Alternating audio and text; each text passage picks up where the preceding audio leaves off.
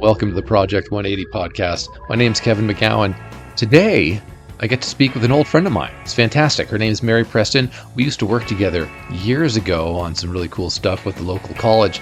But today, we're going to be talking primarily about communication and how to best communicate with your team members, whether they be across oceans, across time zones, or across generations.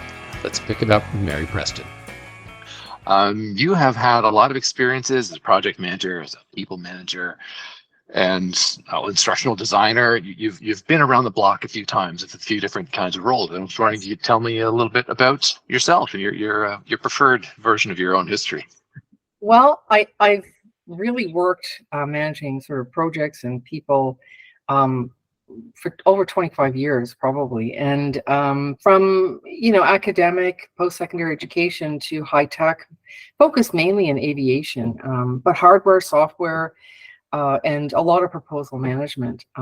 So working with a lot of diverse people and teams, international, it's North American centric as well, and a lot of, intergenerational workers on those teams. And it's been fun, but, I think I've learned a little bit. I'm still learning about project management and how to sort of be successful. So yeah, I've worked in a lot of different areas, and even as a people manager, sort of in a senior management team level position. Yeah. Well, and it's a lot of history, it's a lot of different experiences. The tone or the topic we really wanted to get into a bit today was about how to communicate in all these different scenarios. And what I've found is, like when COVID hit, right? All of a sudden everybody's remote.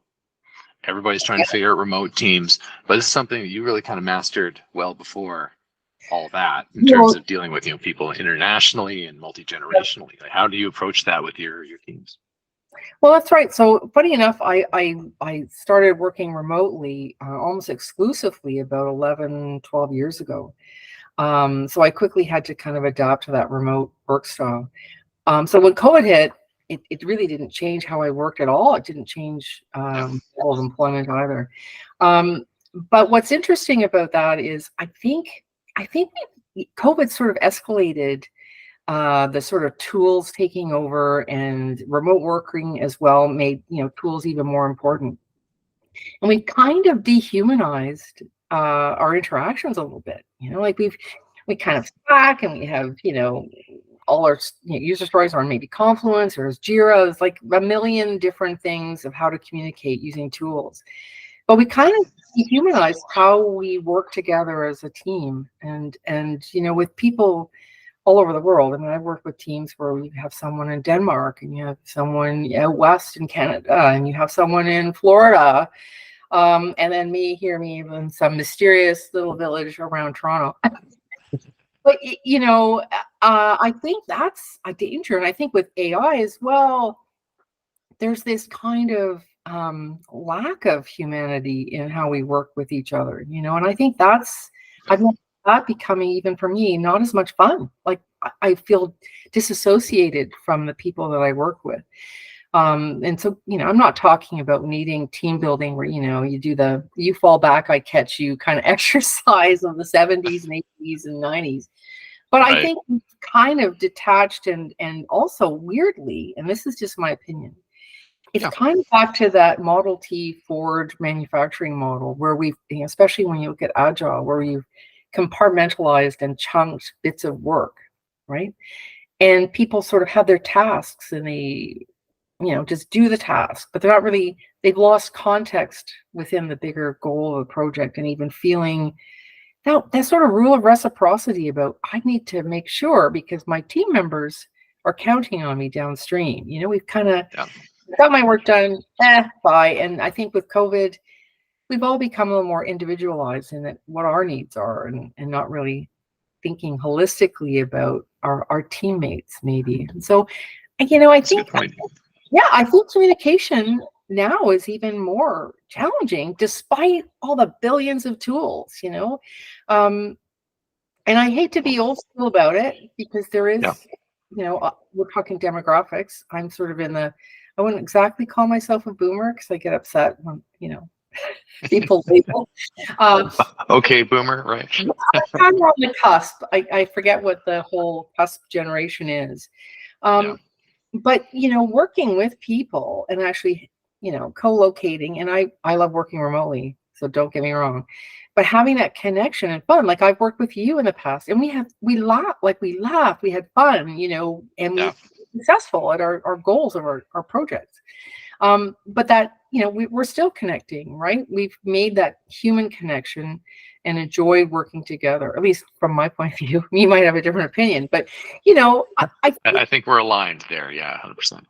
like, did I think now I've worked remotely for a long time, and I was saying to actually my husband, it's weird. Like I don't have the same feeling of, yay, we did it at the end of a project. It's kind of like just move on to the next thing. And, Yeah. I think that's missing a little bit for people. And you know, especially with COVID, people couldn't even connect at a personal level in their own social network.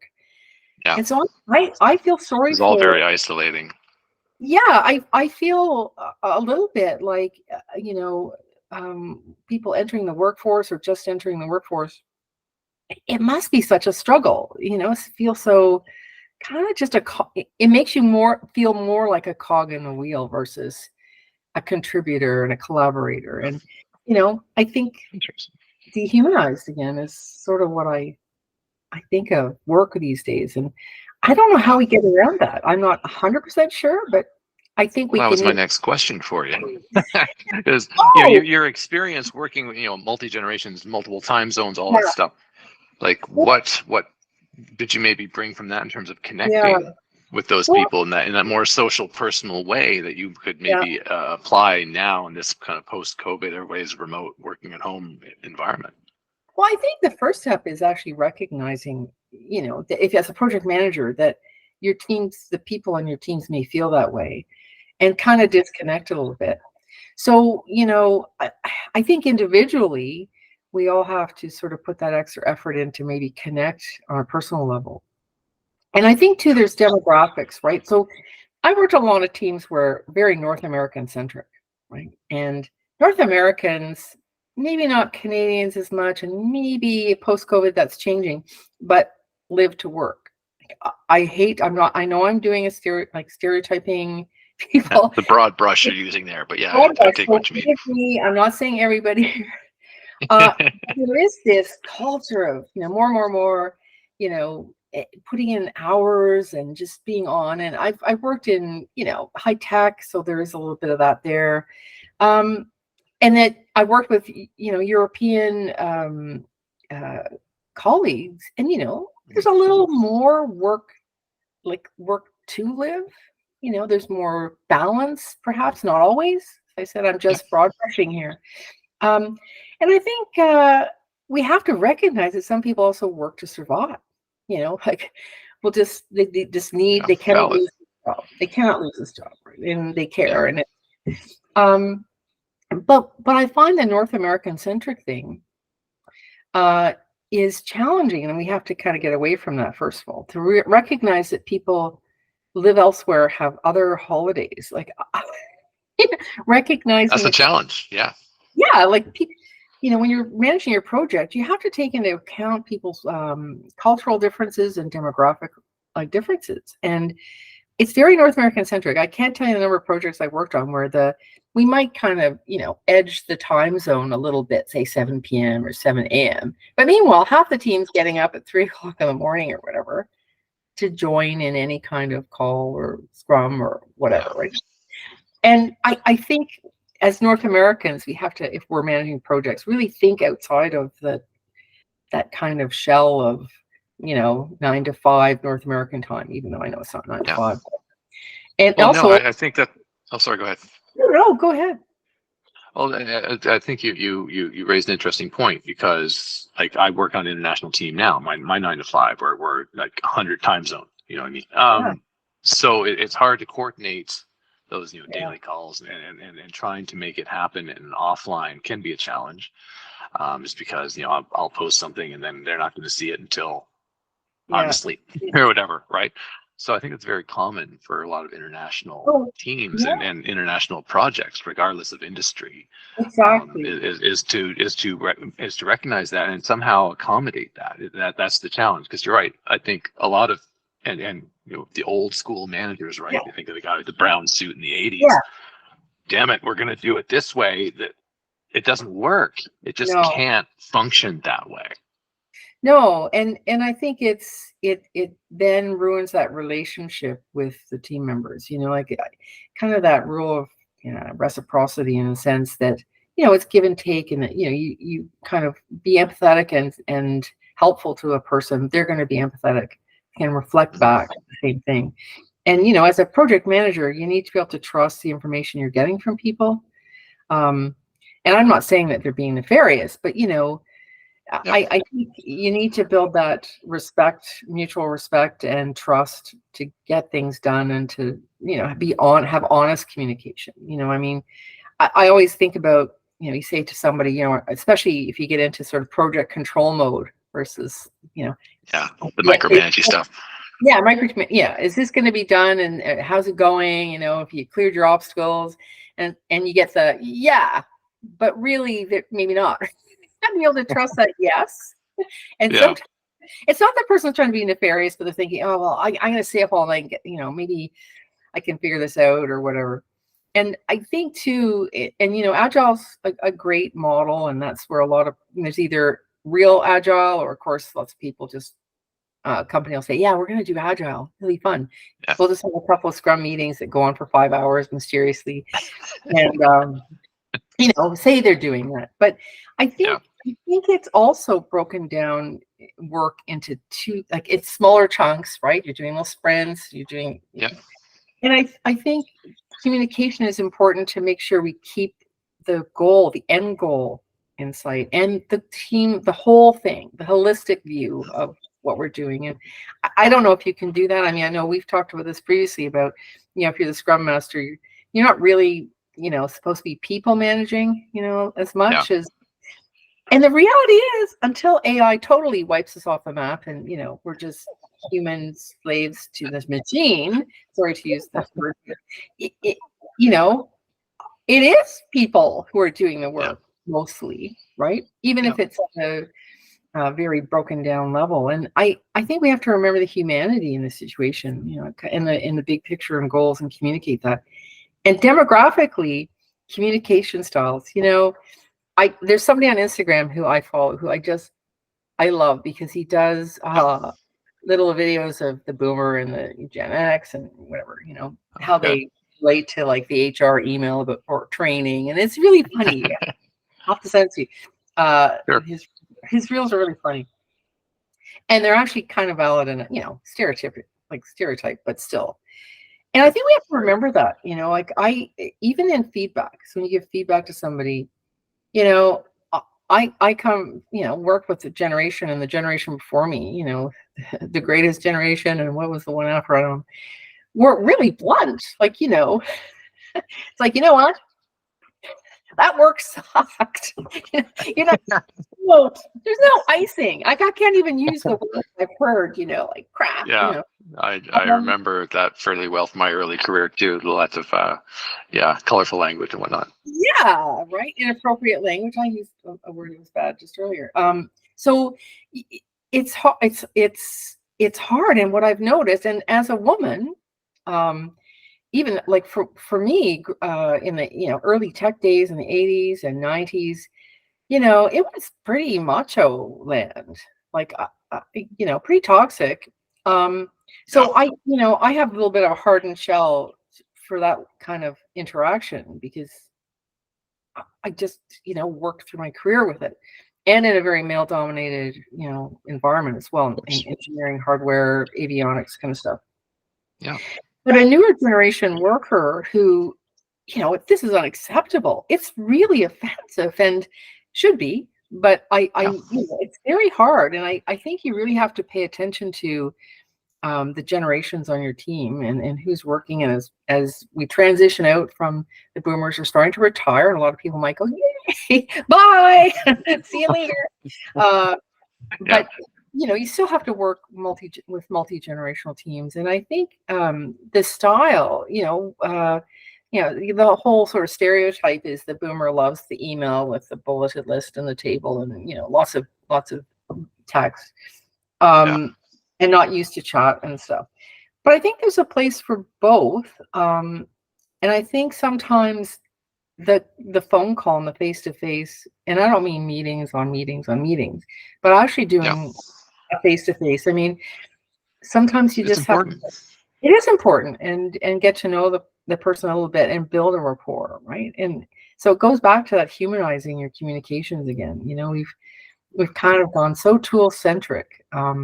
It's like, oh, don't mind, just look up what I wrote in Confluence, or look up, kind of my opinion here, rather than let's talk about it. And I don't know, like I think we've kind of thought that meetings are a waste of time. And I think a large meeting with 20 people just sitting on a call, forgetting they're on camera and, picking your nose, or no, that's not useful. But sometimes just having a chat face to face, like we are, it is really fruitful and builds rapport and trust and all those things. And as you said, I'm all over the place, by the way. But it's fine. I'm passionate about it because I need to learn. Like, I'm learning how to communicate better with colleagues internationally and whatever. So, it's just something to be aware of, that we need to work on these skills, and even ask our colleagues, like, am I clear? Like, when I'm communicating with you, I think that's important, and maybe we just think the tools handle that better than they really do. Well, I think, like, obviously there's a million issues in terms of interpersonal communication, one-to-one, one-to-many communication, and whether you're managing a project, you're managing the team, or however you fit into that organization. But sometimes I think it's like you just ask, right? Like, hey, Mary, we've just met. And you get to know each other a bit, and that's great. But eventually you gotta, like, do you prefer this, or do you want me to just type, quick questions to you on Discord? And you'll say, oh, Discord, please, because I got 3 kids running around the house and, whatever, right? Like, and you understand them a bit more, and then you can accommodate your own communication style to that individual. And that's how you manage. And that's how you manage the project. That's how you manage the people, right? Is to engage them on their level. And it's reciprocal. I can't get the word out, but it's reciprocal, so they can accommodate you back and forth. But just so you have a better understanding of your preferred communication within that, dyad. And as you said, it can be individualized, because, you have to kind of look at each individual and person versus, as you say, the broader team, right? I think it's sorry, I was going to tell you a quick funny anecdote. We've only got a couple minutes left, so then I'll throw it back over to you. Which just made me think of years ago. I had a small team, and we hired this one person. She was quite young, like right out of university, and she would send me an email, and I would see it pop up, but I'm doing something, right? So I'm not responding to her email right away. And then, ding, ding, the texts. Right. Did you get my email? Why haven't you responded yet? What's going on? Because her expectation was instant, because that's how she communicated with her friends and family, and maybe former colleagues. It was always basically instantaneous. So if I didn't respond within 10 seconds, the stress level went up. So we had to have that conversation, right? But I remember going, why are you doing? But I had to think about it from her side and her own experience, and then it made more sense. We talked about that, right? And I've had that same experience too, right? Where, the kind of instant message response, is great, but if the that's not their work style, you gotta kind of understand it. Yeah, for sure.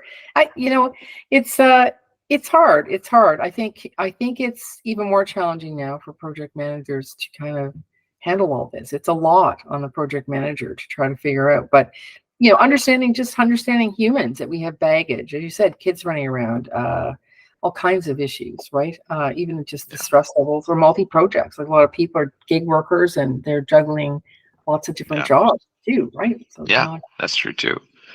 Okay, let me ask you one more question. It's the big, what would you recommend for the new manager, the new project manager, who's maybe just coming out of school, just in that whatever 20 to 30 maybe age group? I'm in the 50 and over group. I know you are as well. But Yeah. what would you maybe suggest to them starting out now? Okay, you're a new project manager, or maybe you're a new people manager. How is the best way to get this rolling and really understand your team? I think a little self-awareness first, which is hard. That comes with age, a little, or not age, experience, right? That you Yeah. become self-aware of your own limitations and your own assumptions about people.